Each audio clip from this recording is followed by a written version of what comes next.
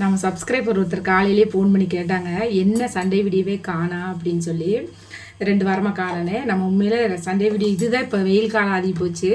அதனால் நம்ம வந்து எப்பவுமே இந்த மாதிரி தான் பழைய சாப்பாட்டில் தண்ணி ஊற்றி வச்சிடறோம். நைட்டே செஞ்சு இப்படி தண்ணி நிற்கணும் தொப்பன்னு. தண்ணி பத்தலைன்னு நான் தண்ணி ஊற்றிக்கலாம்.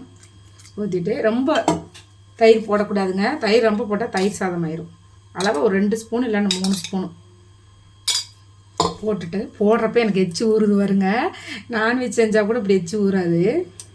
போட்டு அதை தொட்டுக்கிறதுக்கு தக்காளி தொக்கு பார்த்திங்களா, தக்காளி தொக்கு.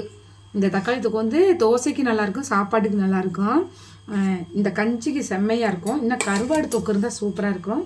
கருவாடு யாருமே எங்கள் வீட்டில் சாப்பிட்றதில்ல. ஒருத்திக்கு வசனம் செய்கிறதுன்ட்டு நான் செய்கிறதில்ல. அள்ளி சாப்பிட்றப்ப சரிங்க. உங்களுக்கு பழைய சாப்பாடு பிடிக்குமா என்னங்கிறத கமெண்ட் பாக்ஸில் கமெண்ட் பண்ணுங்கள். சரிங்களா? ரெகுலராகவே நான் மேக்ஸிமம் இந்த மாதிரி சாப்பாடு தான் அதிகமாக சாப்பிடுவேன்.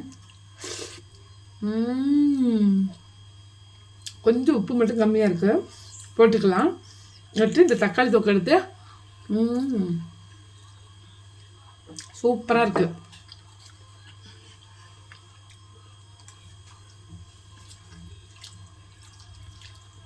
உண்மையிலே வெறும் வயிற்றில் சாப்பிட்றப்ப நல்லதுங்க.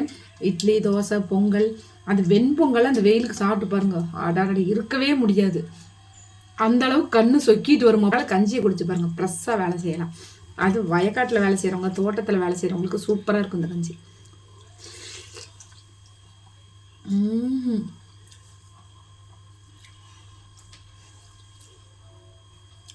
சூப்பராக இருக்குங்க. வாங்க சாப்பிட்லாம். ஓகேவா?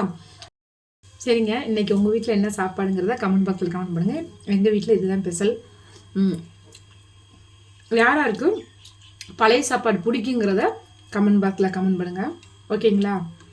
நான் சாப்பிட போகிறேன். ஓகே, பாய்.